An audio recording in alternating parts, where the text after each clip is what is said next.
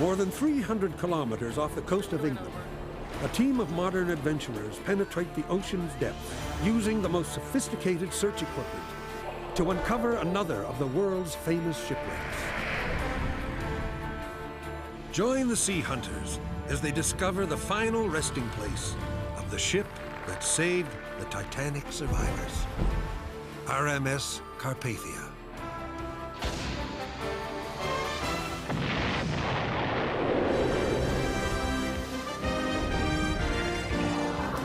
With over 100 million books in print, Clive Cussler is the Grand Master of shipwreck tales and adventure. Director of the Vancouver Maritime Museum, James Delgado is one of the world's foremost marine archaeologists. With over 20 years wreck diving experience, Mike Fletcher is an internationally renowned professional diver.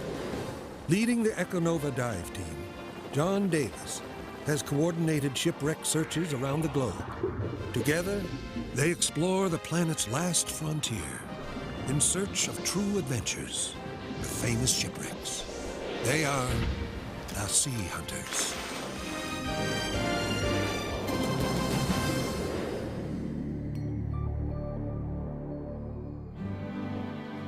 Intrigued by shipwrecks that have not had their stories fully told, Sea Hunters Clive Cussler and James Delgado have resolved to find the ocean liner famous for rescuing the Titanic survivors, RMS Carpathia.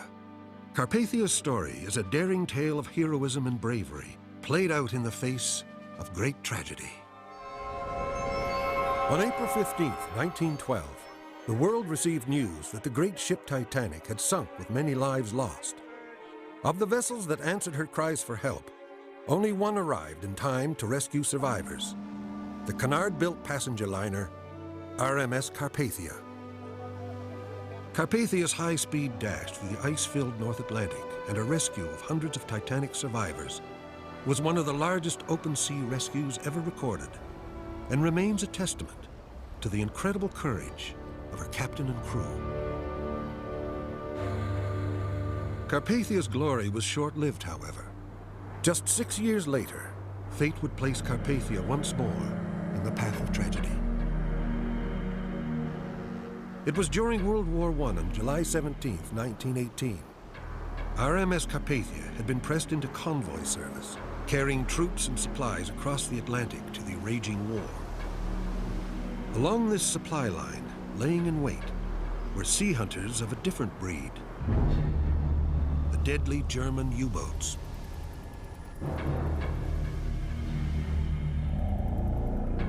One of these U-boats, U-55, intercepted Carpathia en route from Liverpool to New York. For Captain Werner, commander of U-55, the passenger cargo liner must have made an enticing target. At approximately 9:15 a.m., he took aim and fired at the great ship.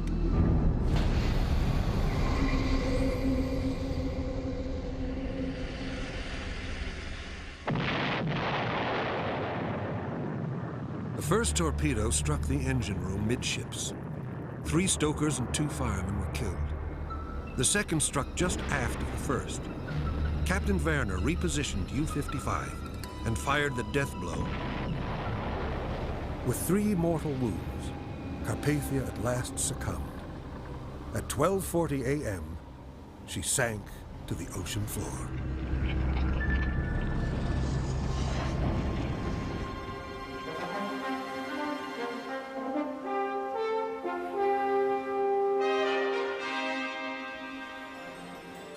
In early 1999, adventurer and author Clive Cussler began to assemble a team to search for Carpathia. His motive? That which has driven explorers throughout the ages. Curiosity. You know, because the Titanic story is so fabulous, so well known, with all this notoriety, but nobody ever told me what happened to the Carpathia or the California. So I started researching to see and found out, coincidentally, they were both torpedoed in World War I. The California off Greece in the Mediterranean. And I thought about looking for that one, but that's 13,000 feet deep. Of course, there's not a good position for it, so scratch the California. So that left the Carpathia, which of course turns out wasn't too far off the tip of Southern Ireland. So here I thought we stood a chance. Initial research showed that both British Admiralty and French Admiralty charts indicated a wreck site located within 6 kilometers, one of the last reported sites given for Carpathia. This charted site will become the team's first target.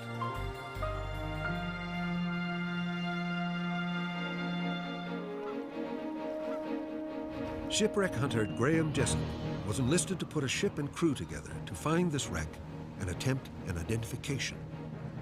Graham brings a wealth of experience to the search. His father, Keith Jessup, is one of the world's most successful shipwreck hunters.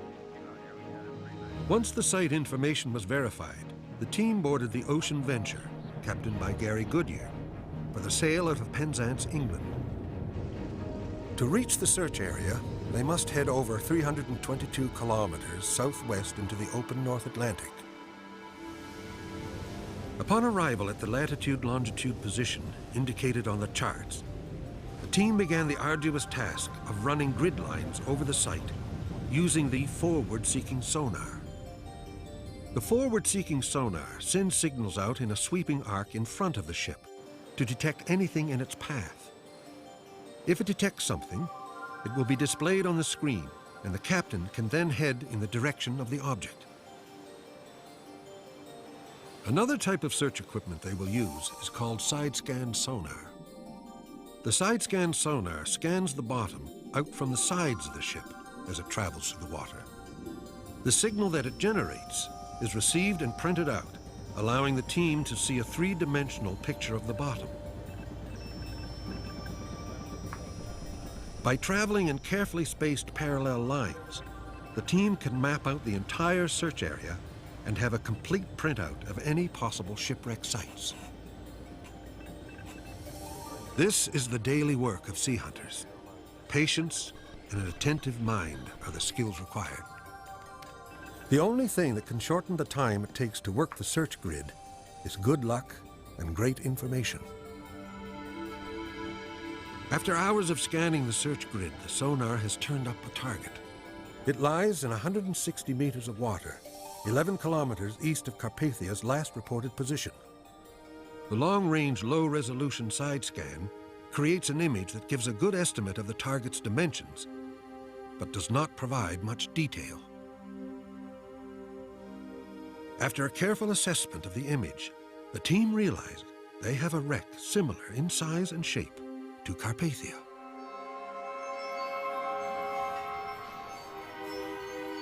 Carpathia's keel was laid in Walson Shipyard in England, near Newcastle upon Tyne in September 1901. Work on the ship was finished about a year later, and she was launched in August 1902. She wasn't designed for the first-class trade. Carpathia's 1,500 third-class passengers enjoyed accommodations that set a standard for the day. These passengers could dine in a wood-paneled saloon, which sat 300 in revolving chairs. They could mingle in the large smoking room or the ladies' sitting room, socialize in the bar, or stroll along the covered promenade. The 200 or more second-class passengers paid for and received a higher standard of service. Their dining saloon sat a more exclusive 200. There was even a well-stocked library. In the early 1900s, Carpathia transported passengers and mail over several routes, including the run from New York to the Mediterranean. It was during one of these runs that she received Titanic's desperate message, the message that launched her high-speed race to the scene of the unimaginable.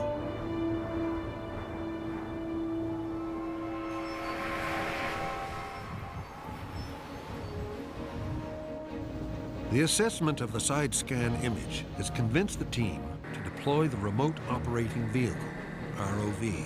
This submersible robotic vehicle is controlled from the ship, and when the wreck is too deep for divers, as is this one, the ROV becomes the eyes of the search team, sending back images that will allow the team to identify the wreck. Captain Gary Goodyear has positioned the Ocean Venture directly over the wreck site. To minimize the length of cable between the ship and the ROV, a tether management system, TMS, is used. This submersible cage is lowered to within 15 meters of the wreck, where the ROV is deployed. From the cage, the cable can be reeled out by the operator, thereby reducing the pull of the current on the ROV. And less cable means less risk of it being entangled in the wreckage.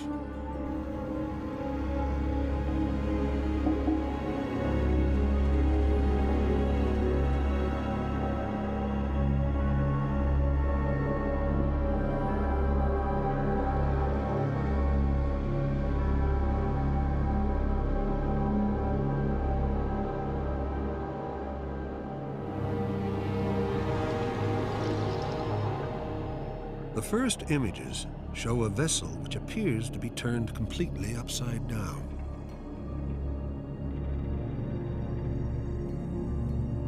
The wreck is covered with plant life and anemones. Areas of the hull are broken away, exposing the ribbing.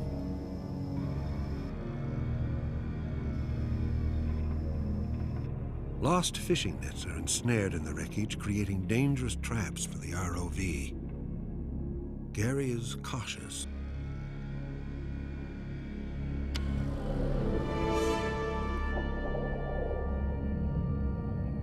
A survey of the site reveals a debris field containing artifacts from the ship. A large area is strewn with ship's china. If this is Carpathia, these items would show the Cunard Line insignia.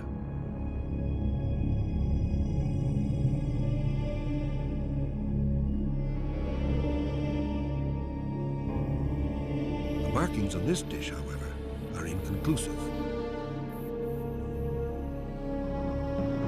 There is something else. A human bone.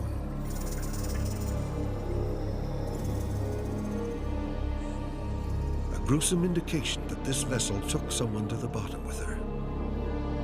Could this be one of Carpathia's casualties?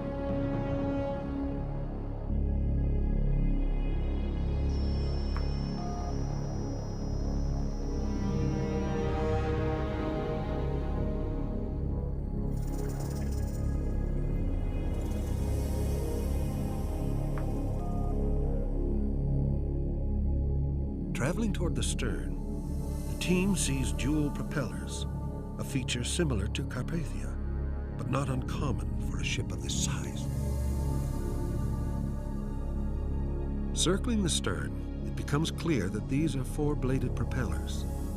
The team knows that at the time of her building, Carpathia was fitted with three-bladed propellers. This looks to be conclusive evidence that this is not Carpathia. But there is always the possibility that she had been retrofitted with new props, perhaps at the start of the war.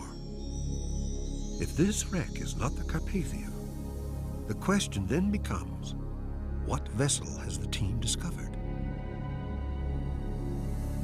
Because this ship is completely inverted and nothing of the superstructure is visible, a positive identification through visual means is nearly impossible. In every instance, the sea hunters attempt to be non-intrusive in their dealings with shipwrecks. Their intent is to bring back images and to reveal the fascinating histories of the wrecks they encounter. Any decision to remove an artifact is carefully considered. Finally, the team decides to attempt to bring up one piece of the ship's china from the debris field. The ROV's Shepherd's Hook will be used for this operation. It will require immense skill on the part of the operator to achieve this, rather like threading the eye of a needle using a joystick from 160 meters away.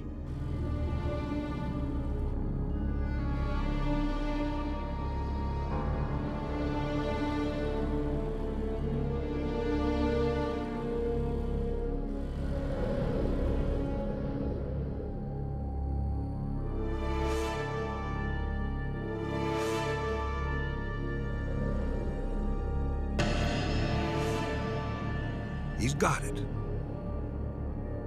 By maneuvering the ROV, he managed to hook the eye. Now, he must transport the fragile China back through the ocean currents to the tether management system. One strong twist of fate could snap the handle and send our hopes of identification to the bottom.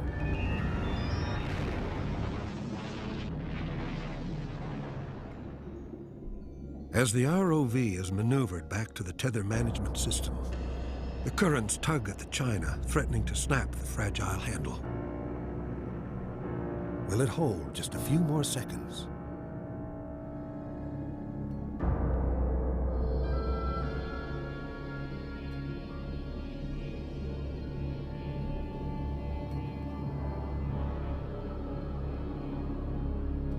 Once back to the cage, the challenge becomes to gently as possible secure the ROV without losing the China.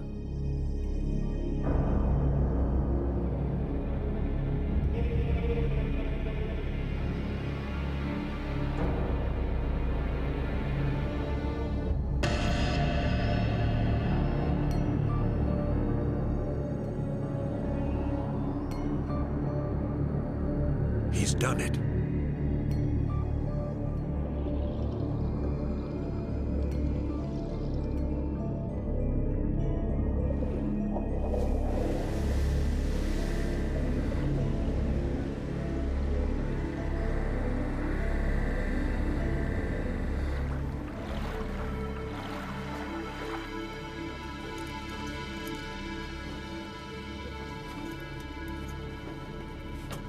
Happy to have the China piece on board, they now can inspect it for markings that could possibly identify the wreck.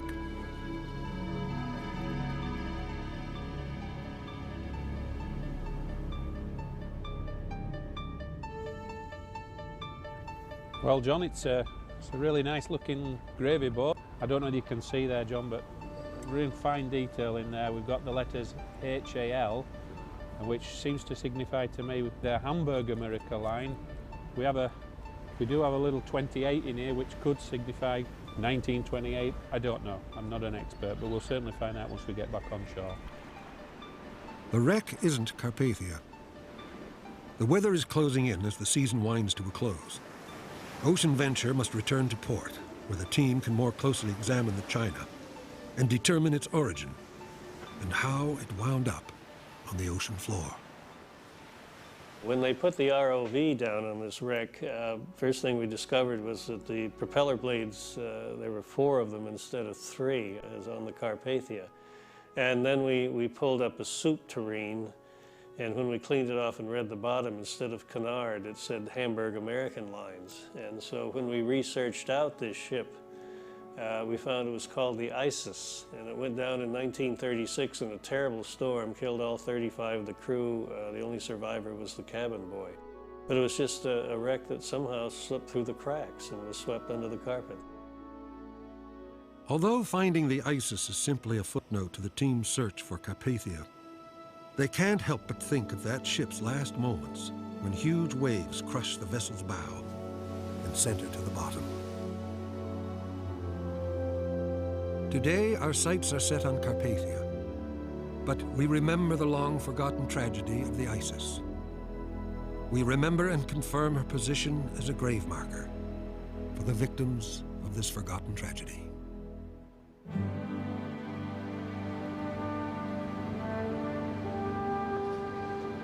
The following spring, Captain Gary Goodyear has readied his ship for another search.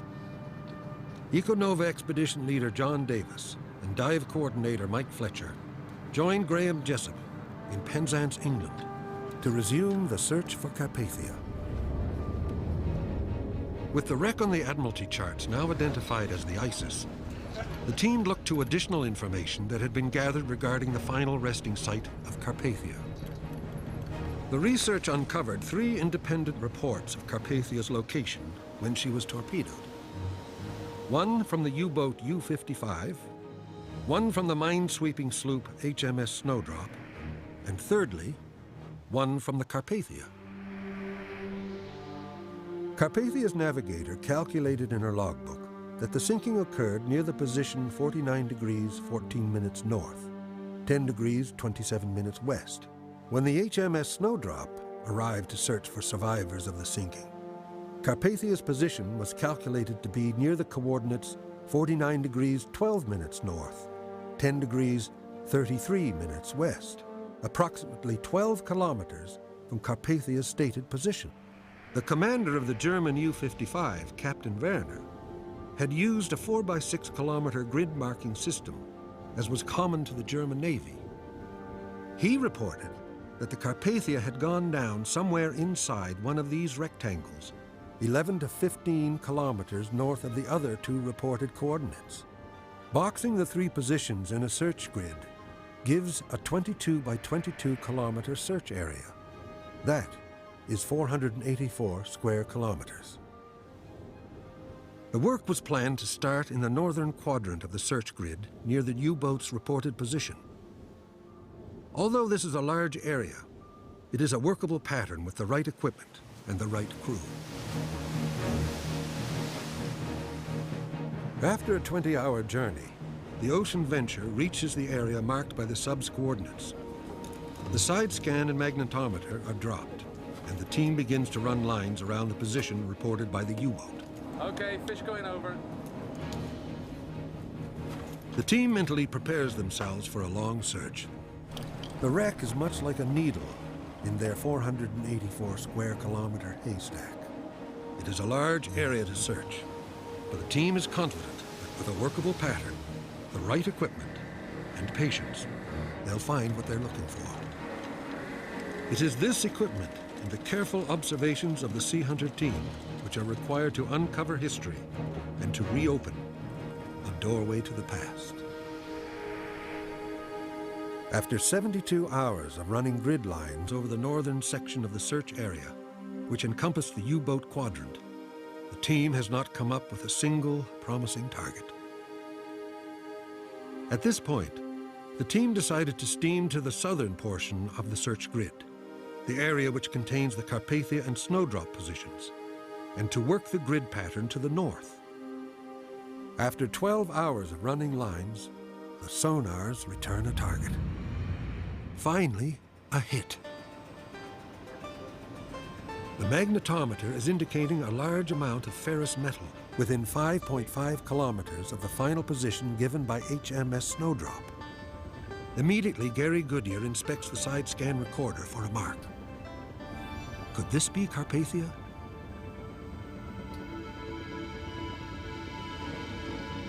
The mag is decreasing now, so we've passed the strongest part of the target.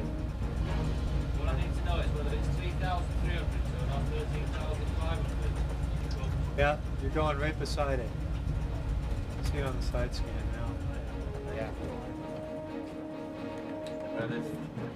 The target, although clearly man-made, is not Carpathia. The size and shape of this object indicates a broken portion of vessel.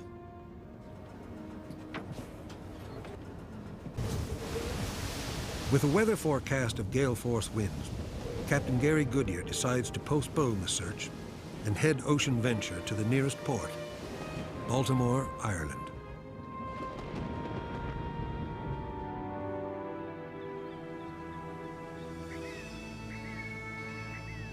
Baltimore is a small fishing village 14 hours to the northeast of the search area. The time off will provide the team with the opportunity to meet with fishermen and gather more information about possible wreck sites. It is often the case that fishermen lose fishing gear on wrecks and mark them carefully so they can be avoided on future trips.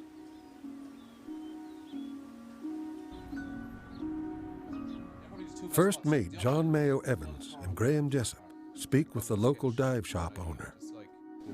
He directs them to a fisherman's trawler that had recently been purchased from a Spanish fishing captain who worked trawling in the area of the search grid.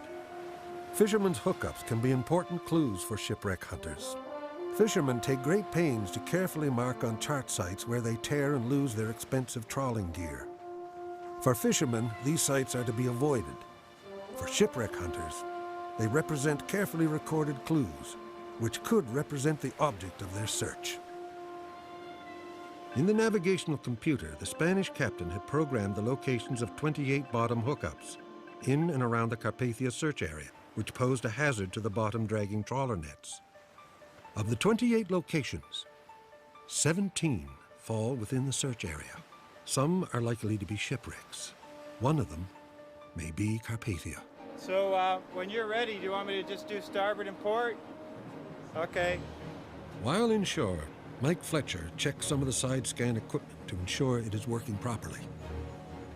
For an expedition like the search for Carpathia, the Ocean Venture is equipped with the most up-to-date technical equipment. Carpathia was also equipped with the most up-to-date equipment of the day. She boasted a new Marconi wireless system, a recent safety innovation on canard liners. Wireless operator Harold Cotton was a young man fascinated by this amazing new technology. On the night of April 14th, 1912, Carpathia was on course for Gibraltar from New York and carrying about 700 passengers.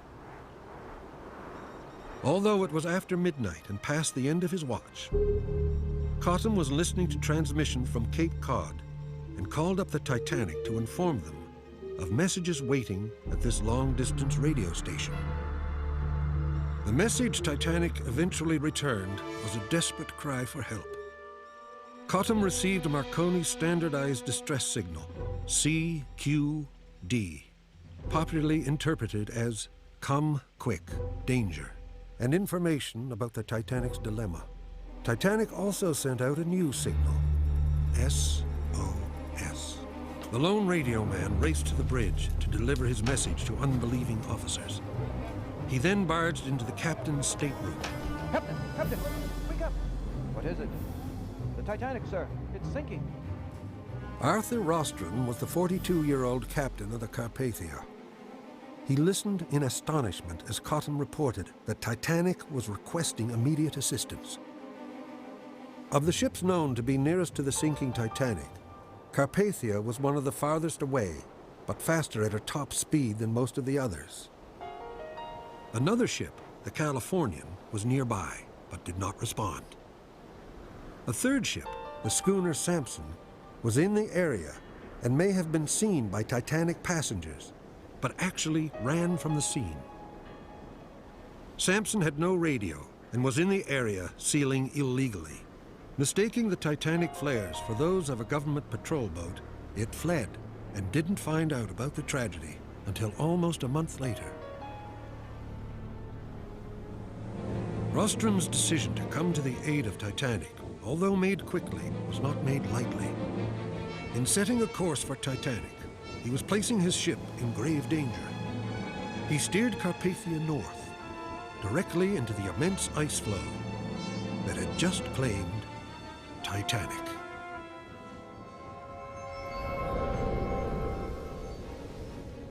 Once the bad weather had passed, Ocean Venture was restocked with water, food, and fuel and headed out to resume the search. On the way back to the search site, the newly acquired Spanish trawler hookups were plotted into the computer over the search box. The plan is to start from the northern end of the grid and work south, paying particular attention to the reported trawler hazards. Operating 24 hours a day, the Ocean Venture slowly works its way through the grid. As the days pass, the team knows that time is running out. Come on, baby. Yeah, we can do it. It is early morning, and the sun is rising on the last possible day of the search. Anxiety is high as the ship approaches the 17th and final target in the extreme southwest end of the box.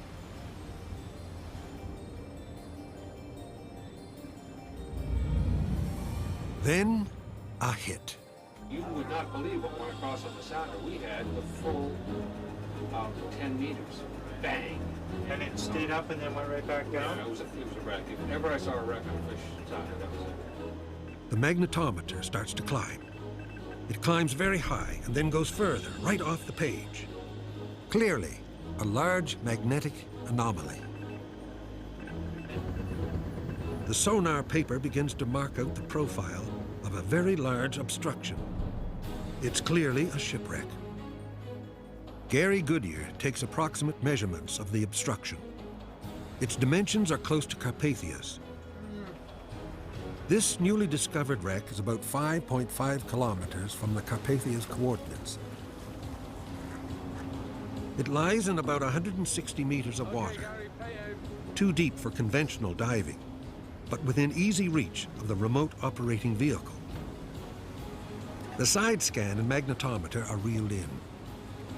After so long at the clockwork routine of the searching, the crew are excited, thinking, this could be Carpathia.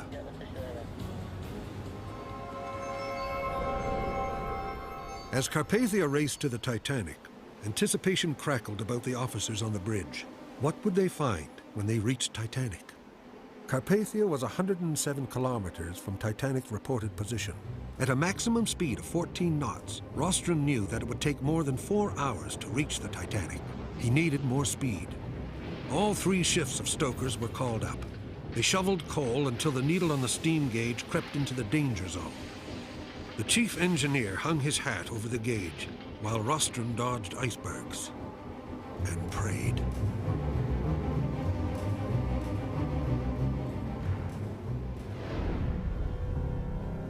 In the end, it took just over 3.5 hours to reach the bleak scene. The crew fired rockets to signal her arrival, but the silent icebergs offered no reply. The great liner was gone.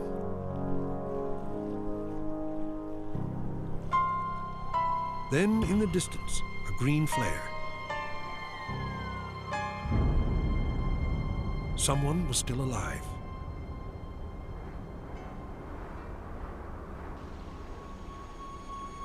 As Carpathia stood off the floe, small boats approached through the ice. The rescue was described by Luke Hoyt, a passenger on Carpathia, in a letter to a friend. At first, nothing was to be seen, and it was supposed the Titanic had gone down with all on board.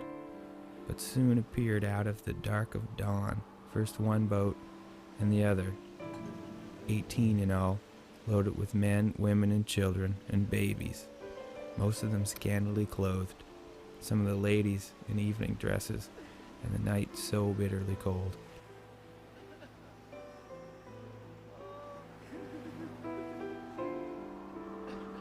"705 survivors huddled in open lifeboats, half frozen, dazed and disorientated by the sight of their fellow passengers and loved ones disappearing beneath the waves with the unsinkable Titanic.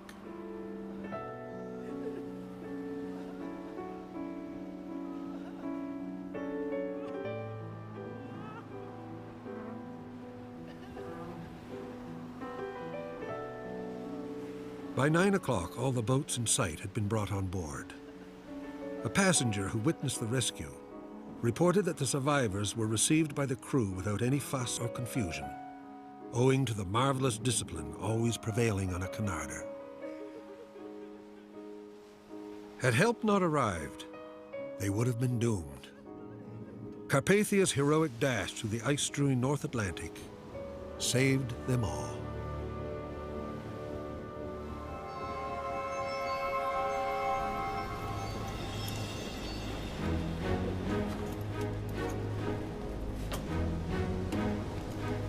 After reviewing the side scan images, the team knows they've found the most promising site yet.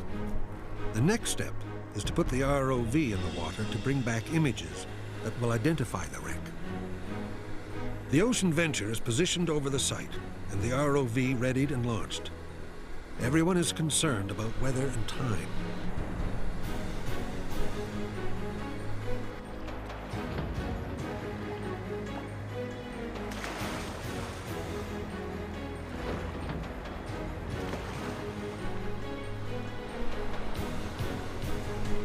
Tension is high as the ROV begins its slow descent by way of the tether management system. Then, disaster.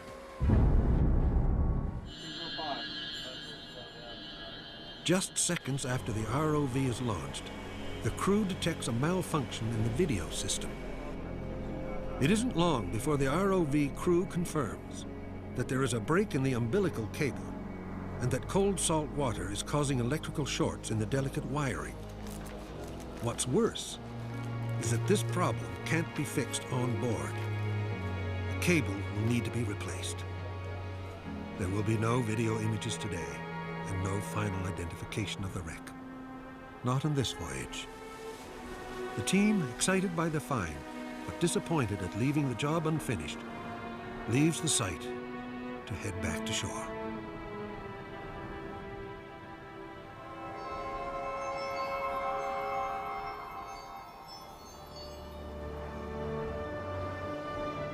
When the Leland liner Californian steamed up to the disaster site, Carpathia set a course for New York with her load of sorrow and misery. We steamed 52 miles to get away around the ice floe, and it extended in the other direction beyond the horizon. We were over 1,100 miles out, and they were long, long days. We passed our time being mostly occupied with those poor unfortunates. I remarked to Mr. Weedman, "That Englishman in my room is in bad shape, and I'm going to get him a doctor." Immediately, a young woman lying on a lounge raised her head and said, "I wonder if it's my husband." Just think, Bird, of the hope and despair of that one moment. And there were about 150 maid widows on board, and the fatherless and the motherless, and the mothers without sons to the end of the chapter.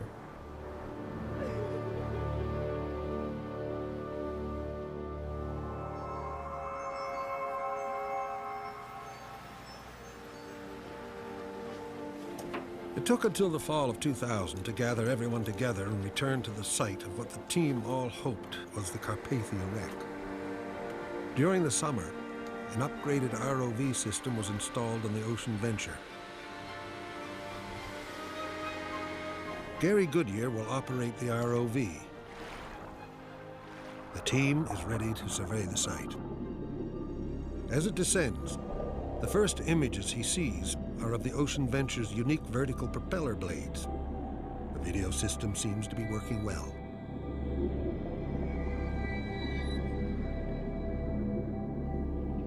The ROV dives to a depth of 160 meters.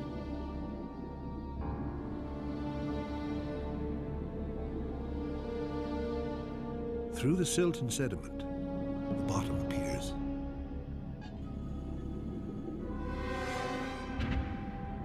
These look to be shell casings.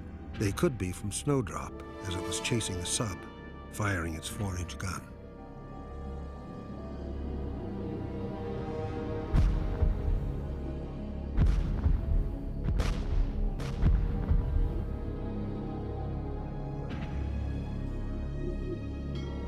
Very close by is a form which could be Carpathia's bell.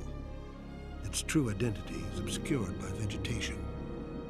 Gary sits in frustration, knowing that if he could only read a marking on the bell, the identification would be complete.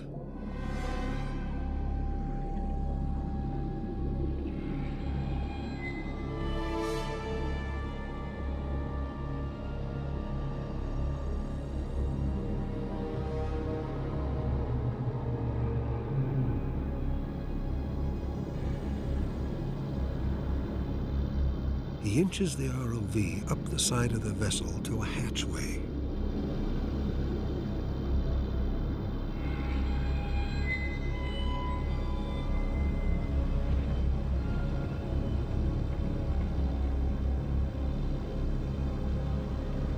Portholes, some with glass still in them, are visible on the hull. Light from these ports could have been the first signs of rescue seen by Titanic survivors as they huddled in their open lifeboats. Gary maneuvers to the deck of the ship.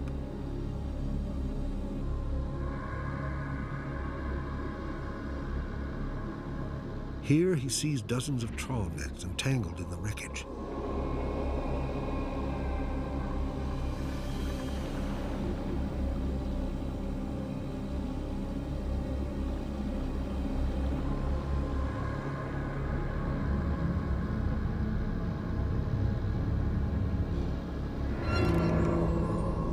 big-headed conger eel silently slides past, making its way through the wreckage.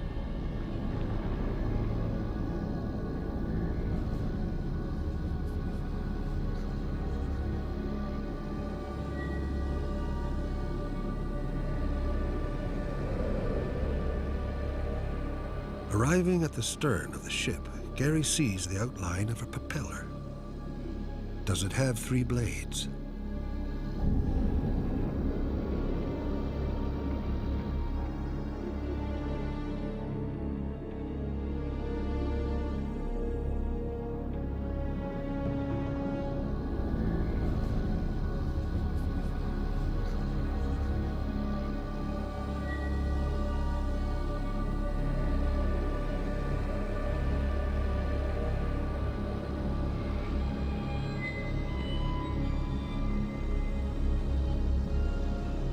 And there is the rudder and stern post.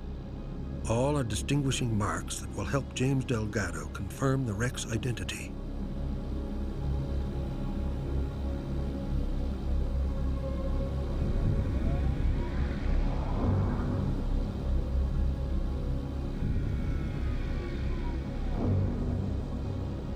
Gary feels an obstruction to his movement. He turns and follows his cable back to see what is holding him up.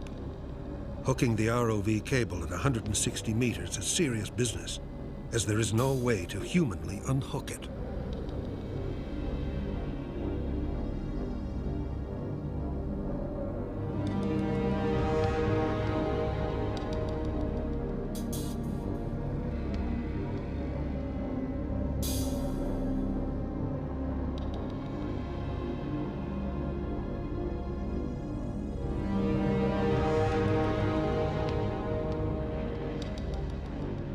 He finds the cable snagged, wedged on the twisted metal of the deck, and guarded by a large conger eel who seems to stand guard against this intrusion.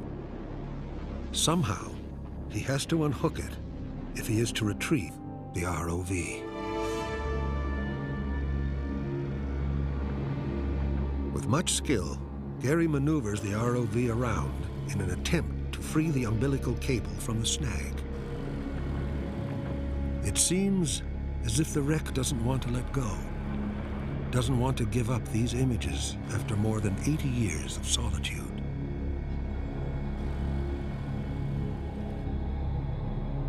Finally, he breaks free.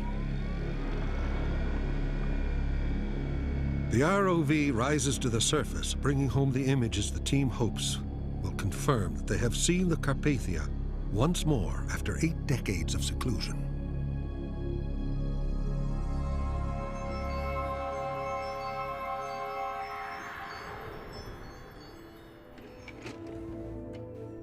Upon his return, John Davis reviews the tapes with James Delgado, world-renowned author and marine archaeologist.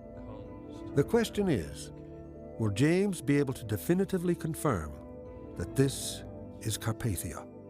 There's the hatch. There's those winches looking forward. We should see... There it is. There it is. There it is. You can see that other one. There's the rudder. Look, see the bracing right alongside there? Absolutely. See, it's the same. Absolutely. There it is on the plan. There it is on the plane. There's a fish net wrapped around it. Look at that. Look. It's broken. The stern post is broken. Right there. There's the other propeller. Okay. We're on the right wreck.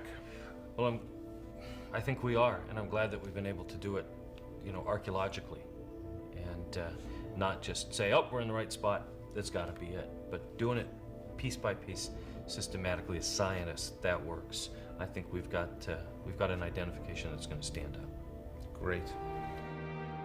A ship's bell half buried on the bottom, a deck torn and rusted. One might better imagine this heroic ship as it pulled into New York City that fateful day in April of 1912.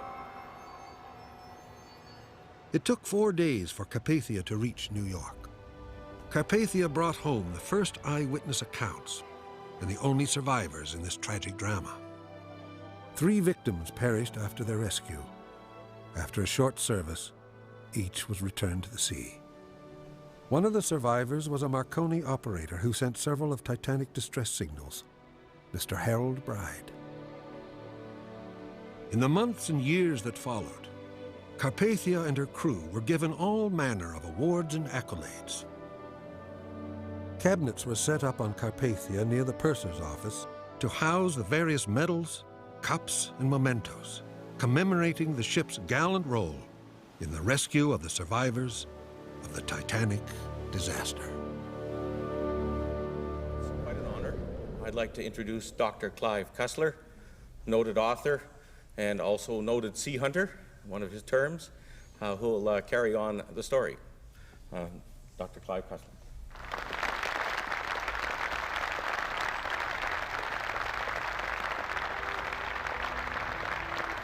I'd like to thank the ladies and gentlemen of the news media for being here today. I think we'll have a story for you of really great interest.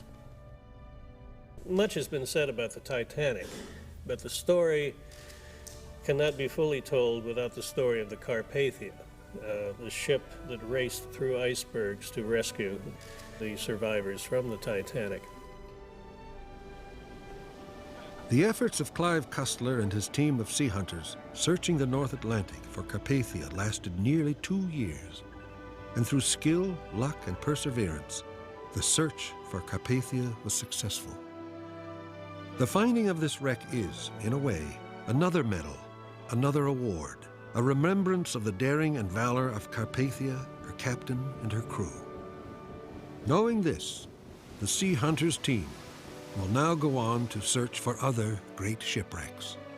All of us archaeologists, of course, do what we do because there's no way human beings can connect with the past that is as sublime as finding the traces of the real thing. Otherwise, events are stories. They're abstract ideas. So a discovery like this one helps bring those stories back into the light and into the forefront, and it makes them real in a way that a photograph alone cannot. The time and energy taken to bring these conclusive images to the world is dwarfed in comparison to the satisfaction of knowing the Sea Hunters have recaptured a part of history. The heroic efforts of the Carpathia and its crew will now be forever remembered. Now, get off that couch, go into the mountains, go into the deserts, go under the lakes, under the rivers and the seas, and search for history. You'll never find a more rewarding experience.